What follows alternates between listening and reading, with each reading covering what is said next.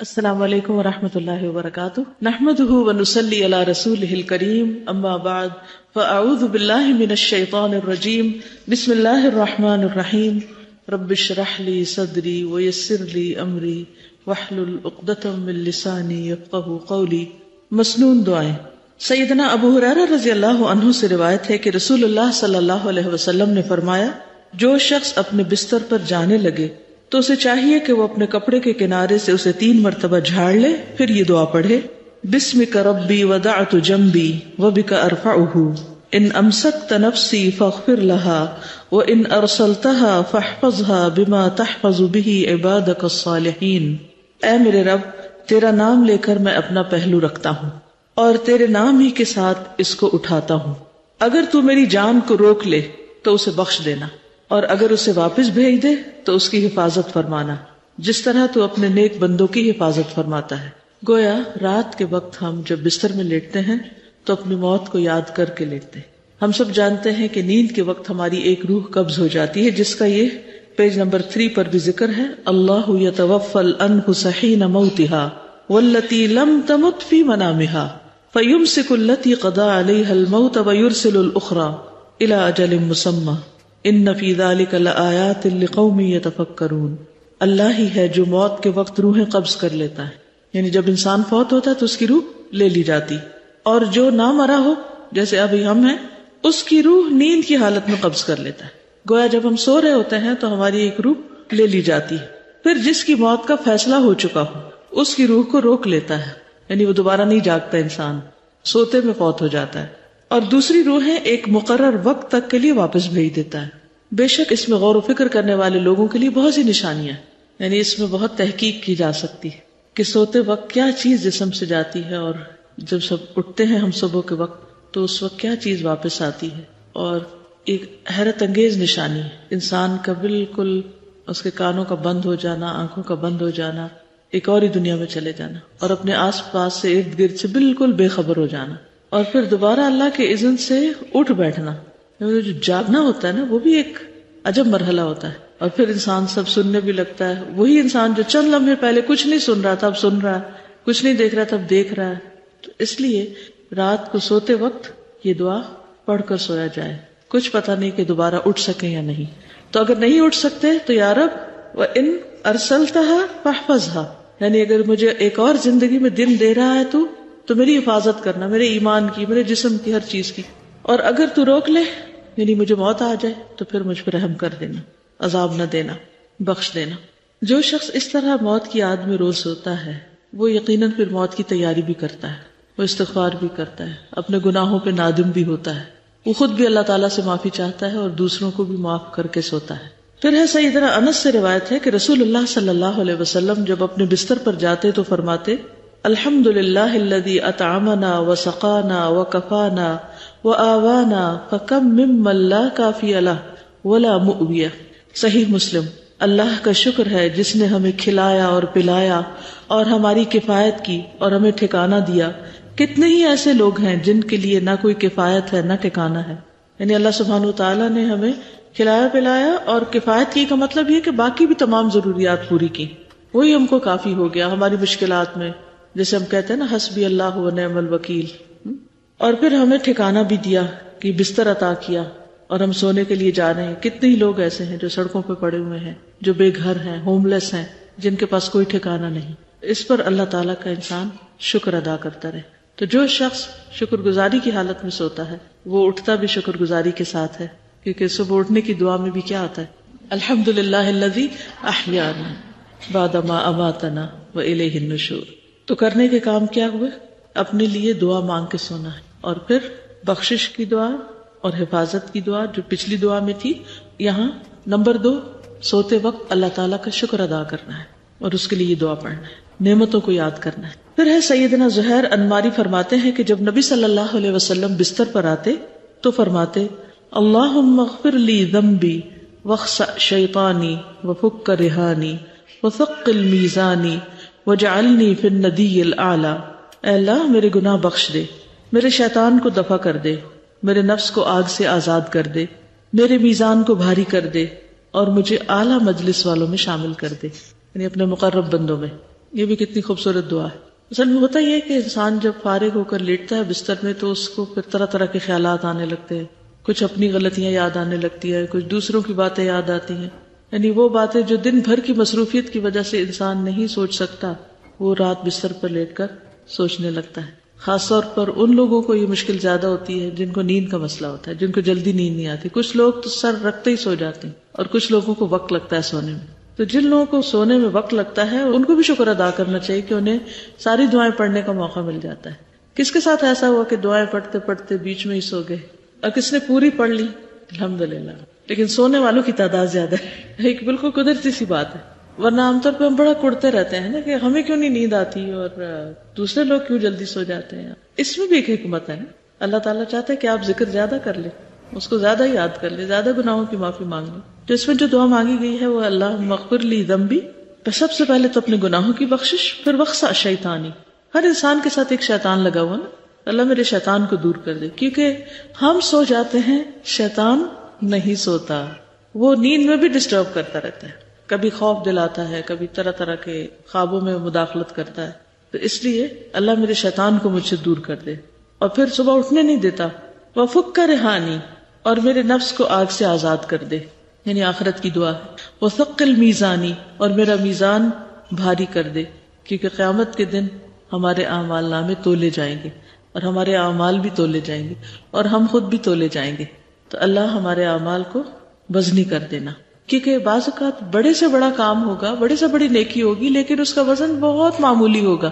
وزن کا تعلق صرف کوانٹٹی سے نہیں ہے, کوالٹی سے بھی ہے, کہ آپ نے کتنا بڑا کام کیا اور پھر کس کوالٹی کا کیا, کتنے آسان طریقے سے کیا اور کتنے اخلاص کے ساتھ کیا. یہ بھی بہت امپورٹنٹ ہے. ثقل میزانے, کہ اللہ مجھے ایسا اخلاص دے اور اتنے اچھے طریقے سے میں وہ کام کروں کہ واقعی وہ میزان میں بھاری ہو جائے. مثلاً آپ نماز پڑھتے ہیں, ایک نماز ہے کہ بس جس طرح بچپن سے سیکھی ہے الٹی سیدھی وہی پڑھ رہے ہیں, اور ایک یہ کہ آپ اس بات کے حریص ہیں کہ آپ کی نماز بالکل سنت کے مطابق ہو جائے, اور ایک ایک سٹیپ پر آپ فکر کرتے ہیں اور اپنے آپ کو ٹھیک کرتے رہتے ہیں, اپنی پوزیشنز ٹھیک کرتے رہتے ہیں, اس کا ڈھانچہ بھی ٹھیک کرتے ہیں, اور پھر اس کے اندر جو خشوع و خضوع ہے اس کے لیے بھی اسٹرگل کرتے ہیں. تو ان دونوں میں فرق ہوگا یا نہیں ہوگا؟ ہوگا نا. اسی طرح باقی کام ہے. ایک ہے آپ ایسے ہی بس تھکے ہیں, جا کے بستر پہ لیٹ گئے اور سوچتے سوچتے سو گئے, اور ایک یہ کہ آپ اللہ کا ذکر کر کے سوتے ہیں. کیا یہ دونوں عمل برابر ہو جائیں گے؟ ایک نیند جو ذکر سے خالی ہے, اگر اس کو تولا جائے تو وہ میزان میں کتنی ہوگی؟ کیا ہوگا اس کا میزان میں؟ نیوٹرل, کچھ بھی نہیں, کوئی وزن نہیں اس کا. اور ایک وہ کہ جس میں اللہ سبحانہ و تعالیٰ کا ذکر ہے, وہ مختلف ہوگی. تو ثقل میزانی, کہ اللہ جو میرے اعمال ہیں ان کا کوئی وزن بھی ہو, کیونکہ کچھ لوگوں کے اعمال کے بارے میں قرآن مجید میں آتا ہے لا نقیم لہم یوم القیامت وزنا, قیامت کے دن ہم ان کو کوئی وزن نہیں دیں گے, یعنی خود ان کو بھی اور نہ ان کے اعمال کو.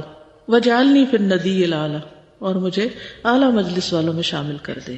اعلیٰ مجلس کا تو معلوم ہے نا, یعنی کہ جو فرشتے ہیں اور اس کے علاوہ مقربین, صالحین, صدیقین. سیدنا براء ابن عازب نے بیان کیا, نبی صلی اللہ علیہ وسلم نے ایک صحابی کو وصیت کی, جب تم بستر پر جانے لگو تو یہ دعا پڑھا کرو, پھر اگر تم فوت ہو گئے تو فطرت اسلام پر فوت ہو گئے. اللہم اسلمت نفسی الیک وفوضت امری الیک ووجہت وجہی الیک والجأت ظہری الیک رغبتا ورہبتا الیک لا ملجأ ولا منجا منک الا الیک آمنت بکتابک الذی انزلت ونبیک الذی ارسلت. اے اللہ, میں نے اپنی جان تیرے سپرد کی اور اپنا معاملہ تجھے سونپ دیا, اور خود کو تیری طرف متوجہ کیا, اور اپنی پشت تیری پناہ میں دے دی, یعنی اپنے آپ کو تیرے حوالے کر دیا. تجھ سے امید اور تیرے خوف کے ساتھ, تیرے سوا کوئی جائے پناہ اور نجات نہیں. میں ایمان لایا تیری کتاب پر جو تو نے نازل کی, اور تیرے نبی پر جس کو تو نے بھیجا. یہ بھی بہت ہی خوبصورت دعا ہے. سوتے وقت انسان اپنے سارے معاملات اللہ سبحانہ و تعالیٰ کے سپرد کر دے, اپنے بوجھ اتار دے, اور پوری طرح ریلیکس ہو کر سوئے. کیونکہ اب سونے کا وقت ہے اور جاگ بھی نہیں سکتے. جو کام کر رہے ہیں کتنا بھی کرنا چاہیں اس سے زیادہ نہیں کر سکتے, کیونکہ ہم انسان ہیں, کمزور ہیں, ہماری ایک لمٹ ہے. تو پھر ایسی صورت میں انسان بوجھ لے کے نہ سوئے, کیا کہے کہ اللہ میں اپنے معاملات آپ کے حوالے کرتا ہوں. اور اس میں جنرلی عمومی طور پر بھی آپ اپنے معاملات اللہ تعالیٰ کے حوالے کر سکتے ہیں, اور خاص طور پر اگر کوئی خاص پروجیکٹ یا خاص چیز آپ کو بودر کر رہی ہے تو اس کو تو ضروری حوالے کر دیا کریں. ہر انسان کی زندگی میں کوئی نہ کوئی ایک ایسا مسئلہ ہوتا ہے, کبھی تو سنوی ہوتے ہیں اور کبھی یومی ہوتے ہیں. سنوی اور یومی کا فرق معلوم ہے؟ سنوی وہ ہوتے ہیں جو اینول, یعنی سن سال کو کہتے ہیں نا, مراد یہ کہ انسان کو خاص طور پر جو لوگ اینول رپورٹس لکھتے ہیں یا اپنے سالانہ کاموں کو وائنڈ اپ کرتے ہیں یا کوئی بڑے پروجیکٹس ہوتے ہیں، اور کچھ ہوتے ہیں یومی کا مطلب کیا کہ ہر دن ایک نیا مسئلہ ہے، ایک نیا کام ہے، ایک نیا پروجیکٹ ہے، ایک نئی مہم ہے، ایک نیا لیسن ہے، تو اس میں وہ چیزیں بادر کرتی ہیں. یعنی کچھ زندگی کے مختلف مواقع کی چیزیں انسان کو فکر مند کرتی ہیں اور کچھ چھوٹی چھوٹی روز کی چیزیں اس کے سر پہ ہوتی ہیں. تو جو چیز آپ کے ذہن پر سوار ہو اس کو نیچے اتارے یا اس کو اللہ کے حوالے کر دیں کہ اللہ تعالیٰ آپ اس کو درست کر دیں. میں سو رہی ہوں، تو جاگ رہا ہے. تو یہ ریلیکس ہونے کا بہت ہی بہترین طریقہ ہے. اور اگر پورے یقین کے ساتھ اس دعا کو مانگیں گے تو آپ دیکھیں گے کہ واقعی وہ معاملہ درست ہو جاتا ہے. کچھ چیزیں ایسی ہوتی ہیں جن کو آپ سلجھا رہے ہوتے پھر بھی وہ نہیں سلجھتی. ہوتا نا ایسے. کچھ چیزیں آپ کے بس میں ہی نہیں، آپ کے ہاتھ میں ہی نہیں، دوسرے اس کے مالک ہوتے ہیں انسانوں میں سے. کچھ چیزیں آپ کرنا چاہ رہے ہوتے ہیں جو آپ کے ساتھ اور شریک ہوتے ہیں وہ نہیں کر رہے ہوتے تو بھی کام نہیں ہوتے. یعنی کئی قسمیں ہو سکتی ہیں نا ایسی چیزوں کی کہ جو انسان کے لیے ایک مصیبت بنی ہوئی ہوتی ہے. اور کچھ چیزیں ایسی ہیں کہ جو آپ کو بادر نہیں بھی کرتی تو بھی ہر انسان کی کچھ ڈریمز ہوتی ہیں، کچھ اس کی تمنائیں اور امیدیں ہوتی ہیں، اور خصوصاً آخرت کے اعتبار سے کچھ ہم و غم ہوتے ہیں، تو ان سب کو اللہ سبحانہ وتعالیٰ کے حوالے کر دینا چاہیے. وَفَوَّضْتُ أَمْرِي إِلَيْكَ. پھر کچھ چیزیں تو اپنی جان سے متعلق ہوتی، کچھ بچوں سے متعلق ہوتی، کچھ والدین سے متعلق، کچھ اور ذمہ داریوں سے متعلق. ہر چیز کو اللہ کے سپرد کر دیں. فَوَّضْتُ أَمْرِي إِلَيْكَ. اور پھر آپ اس کا رزلٹ دیکھیے کیونکہ یہ تجربہ کی ہوئی دعا ہے. اور پھر وَأَلْجَأْتُ ظَهْرِي إِلَيْكَ رَغْبَةً وَرَهْبَةً إِلَيْكَ. ایمان چونکہ امید اور خوف کے بیچ میں ہے تو انسان اپنے آپ کو جب اللہ کے حوالے کرتا ہے تو ڈرتا بھی ہے کہ پتہ نہیں کیا معاملہ ہوگا، اور امید بھی ہوتی ہے کہ اللہ سبحانہ وتعالیٰ تو بہت ہی رحیم ہے، اچھا معاملہ کرے گا. اور پھر کیسے بھاگ سکتے ہیں اللہ سے، کیسے نہ اپنے آپ کو اللہ کے حوالے کریں کہ لا ملجا ولا منجا منک الا الیک. تیرے سوا کوئی جائے پناہ اور کوئی نجات کی جگہ ہے بھی نہیں، بھاگ کے جائیں بھی کہاں. بالکل اپنے آپ کو انویلپ کر دیتے ہیں، بس سرنڈر کر دیا ہے. میں ایمان لے آیا ہوں تیری کتاب پر جو تو نے نازل کی اور تیرے نبی پر جس کو تو نے بھیجا. اور اگر آپ کتاب پڑھتے ہی نہیں ہے، سمجھتے ہی نہیں، کوئی تعلق ہی نہیں، تو یہ کس منہ سے کہیں گے میں ایمان لایا تیری کتاب پر جو تو نے نازل کی. اور نبی صلی اللہ علیہ وسلم کی سنت کی پیروی نہیں ہے تو پھر کیا ایمان لانا ہے. تو یہ دعائیں ہمیں یاد دہانی بھی کراتی ہیں کہ ہمارے اعمال کیسے. تو سوتے وقت کی دعائیں محض دعائیں نہیں ہیں، محض وظیفے نہیں ہیں، بلکہ اصلاح کے نسخے بھی ہیں. سیدنا انس بن مالک رضی اللہ عنہ سے روایت ہے کہ رسول اللہ صلی اللہ علیہ وسلم نے فرمایا، جس نے اپنے بستر پر لیٹتے ہوئے یہ دعا پڑھی اس نے ساری مخلوق کی بیان کردہ اللہ کی تعریفیں کہہ ڈالی. پوری مخلوق میں سے جو جتنا بھی ذکر کرتا ہے، اللہ کی جیسی بھی تعریف کرتا ہے، گو اس نے ساری کر لی. الحمدللہ الذی کفانی وآوانی، الحمدللہ الذی اطعمنی وسقانی، الحمدللہ الذی من علی فافضل، اللہم انی اسألک بعزتک ان تنجینی من النار. تمام تعریف اللہ کے لیے ہے جس نے میری کفایت کی اور مجھے رہنے کو جگہ عنایت فرمائی. تمام تعریف اللہ کے لیے ہے جس نے مجھے کھلایا اور پلایا. تمام تعریف اللہ کے لیے ہے جس نے مجھ پر احسان کیا اور بہت زیادہ کیا. اے اللہ، میں تجھ سے تیری عزت کے واسطے سے سوال کرتا ہوں کہ تو مجھے آگ سے نجات دے دے، کیونکہ مومن کی سب سے بڑی فکر جہنم کی آگ ہے، سب سے زیادہ ڈرانے والی چیز اس کو. تو اس میں بھی آپ دیکھیے کہ جو نعمتیں ہیں اللہ سبحانہ وتعالیٰ کی، ان کو یاد کر کے اللہ کی تعریف بیان ہو رہی ہے. اور خاص طور پر یہ جو دو الفاظ ہیں نا، الحمدللہ الذی کفانی وآوانی، وہی مجھے کافی. بندے تو سب چھوڑ جاتے ہیں اور وہی مجھے پناہ دینے والا ہے. پناہ کس کو چاہیے ہوتی ہے؟ ہو از ویک، جس کے اندر کوئی ڈر ہوتا ہے، خوف ہوتا ہے، اندیشے ہوتے ہیں، وسوسے، کیا بنے گا میرا، کیا ہوگا. اور یہ ہر ایک کو ہوتے ہیں اپنی اپنی کیپیسٹی کے مطابق، جس کے جو مسائل ہوتے ہیں. اگر یہ مسئلہ حل نہ ہو تو کیا ہوگا، اگر مجھے جاب نہیں ملی تو کیا ہوگا، اگر میری جاب چلے گی تو کیا ہوگا، اگر میری شادی نہ ہوئی تو کیا ہوگا، اگر میرے بچے ہی نہ ہو تو پھر کیا ہوگا، اور اگر میرے بچوں کے بچے نہ ہوئے تو کیا ہوگا، پھر تو میری کوئی نسل نہیں چلے گی. اور پھر اگر میرے شوہر کو کچھ ہو گیا تو کیا ہوگا. پتہ نہیں کیا سے کیا شیطان انسان کو سجھاتا رہتا ہے اور خوف دلاتا رہتا ہے. اس لیے کوئی بھی چیز جب ذہن میں آئے اس طرح کی پریشان کن، اور پھر بڑھاپے کا خوف ہوتا ہے کہ میں بوڑھی ہوگی تو کیا ہوگا، اور میں مر گئی تو پتہ نہیں میرے جنازے میں کوئی ہوگا کہ نہیں ہوگا، وغیرہ وغیرہ. کبھی کوئی خیال ڈال دیا، کبھی کوئی ڈال دی. انتہا نہیں ہے ان کی، لیکن یہ فار ایگزامپل چند باتیں جن پہ عام طور پر لوگ پریشان رہتے ہیں. تو ہمیشہ سوچا کریں کہ آج تک کس نے دیا ہے اور اب تک کون دے رہا ہے. کیا میرے پاس وہی کپڑے ہیں جو میں نے پیدا ہونے کے دن پہنے تھے؟ کتنے چینج کیے ہوں گے اور کتنے سائز بدلے ہوں گے. ہر سال بچوں کے سائز بدل جاتے ہیں. تو کون دیتا تھا؟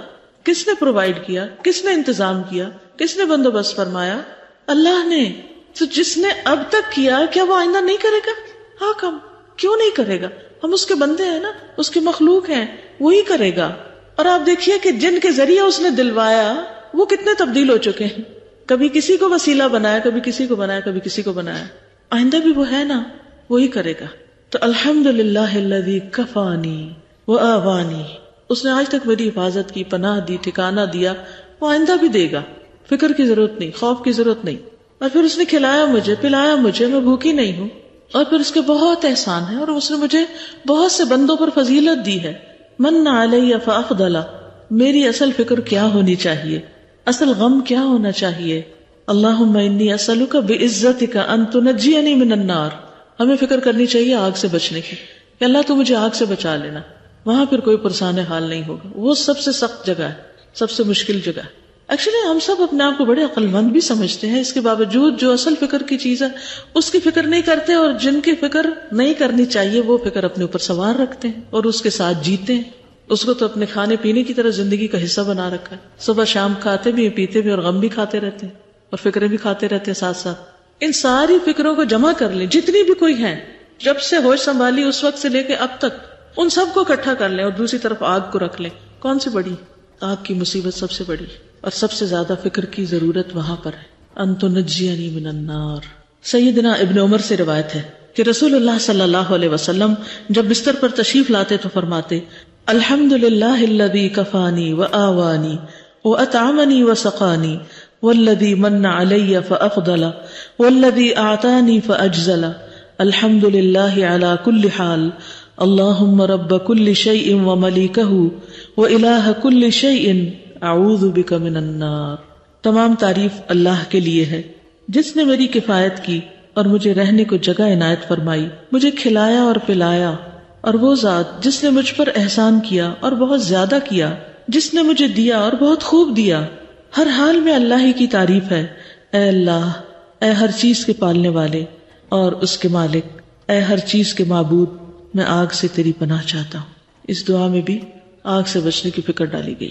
تو الحمدللہ الذی کفانی وآوانی، اللہ کا شکر جس نے مجھے کفایت کی، مجھے پناہ دی، واطعمنی وسقانی، اور مجھے کھلایا اور مجھے پلایا، والذی من علی فافضل، اور اس نے مجھ پر احسان کیا اور بہت زیادہ کیا، والذی اعطانی فاجزل، جس نے مجھے دیا اور خوب دیا.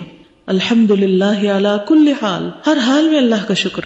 اللہم رب کل شیء، اے اللہ جو رب ہے ہر چیز کا، وملیکہ، اور اس کا مالک بھی، والہ کل شیء، اور ہر چیز کا معبود. اعوذ بک من النار، میں تیری پناہ چاہتا ہوں آگ سے. اللہ تو مجھے آگ سے بچا لے. یہ ہے وہ تربیت جو دعاؤں کے ذریعے ہوتی، یہ ہے وہ تزکیہ جو دعاؤں کے ساتھ ہوتا ہے. لیکن ہمیں معلوم ہی نہیں، یاد ہی نہیں، پڑھتے ہی نہیں، تو پھر غافل والی زندگی ہوگی نا. تو اس غفلت سے ہمیں نکلنا ہے. سیدنا ابو ہریرہ سے مروی ہے، ایک مرتبہ سیدنا ابو بکر نے نبی صلی اللہ علیہ وسلم سے عرض کیا، اے اللہ کے رسول صلی اللہ علیہ وسلم، مجھے کوئی ایسی دعا سکھا دیجئے جو میں صبح شام اور بستر پر لیٹتے وقت پڑھ لیا کروں.